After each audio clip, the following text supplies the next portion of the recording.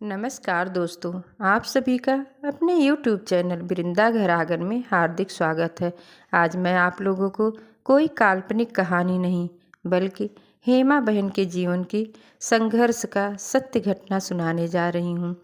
हेमा बहन कहती हैं कि जब उनका विवाह हुआ वो ससुराल गईं। सब कुछ ससुराल में अच्छा था, सब लोग बहुत प्यार करते थे, बहुत मान सम्मान भी देते थे। कुछ सालों में उनके 2 बेटे भी हो गए। इसी बीच उनके पति की गवर्नमेंट जॉब लग गई। जॉब लगते ही जैसे घर के लोगों का व्यवहार ही बदल गया। सास ताने मारने लगी, कहती मेरी तो मत मारी गई थी जो मैंने तुम्हारा विवाह कर दिया अपने बेटे के साथ। अब मैं विवाह करती तो मुझे कितना दहेज मिलता। पति भी कम नहीं थे, वो भी हमेशा आग उगला करते थे। कहते तुम न पढ़ी हो न सुंदर हो, कहीं साथ में ले जाने लायक नहीं हो, बस इसी घर में रहो, चूल्हा चौका संभालो और अपने बच्चों का देखभाल करो। हेमा कुछ नहीं बोलती, चुपचाप सहा करती। लेकिन एक दिन तो हद ही हो गया। पति ने हेमा को खूब मारा पीटा और उसके बाद घर से निकाल दिया। हेमा बेचारी कहाँ जाती। दोनों बच्चों को लेकर मायके में चली आईं। मायके में 2 भाइयों का अपना ही परिवार था, उनका अपना खर्चा था। पिताजी बूढ़े थे। बेचारी हेमा क्या करे, ऐसा लगता था जैसे वह सब पर बोझ बन गई है।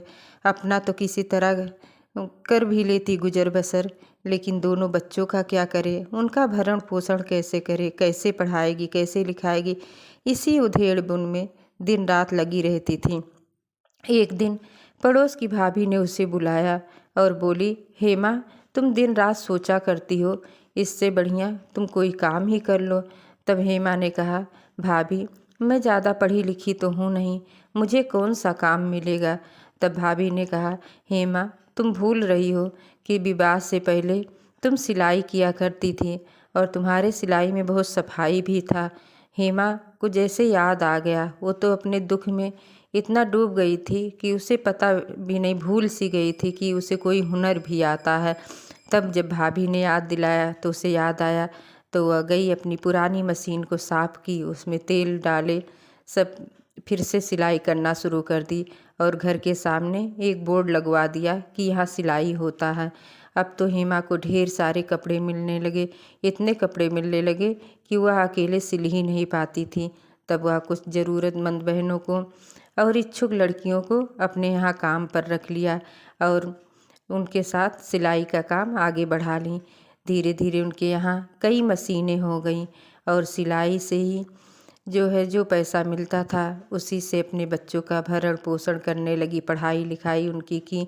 आज उनका एक बेटा प्रॉपर्टी डीलर है और एक बेटा गवर्नमेंट जॉब करता है।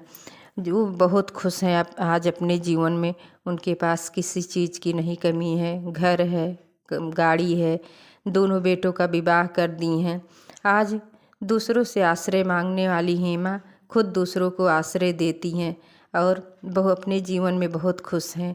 यही है हेमा बहन के जीरो से हीरो बनने की कहानी। अपने सूझबूझ के द्वारा उन्होंने अपने जीवन में सब कुछ पा लिया, मान सम्मान धन दौलत।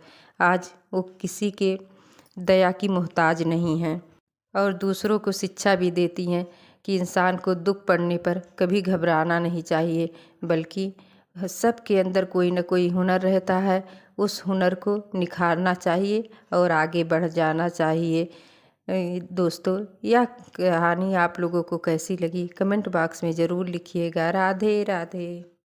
नमस्कार।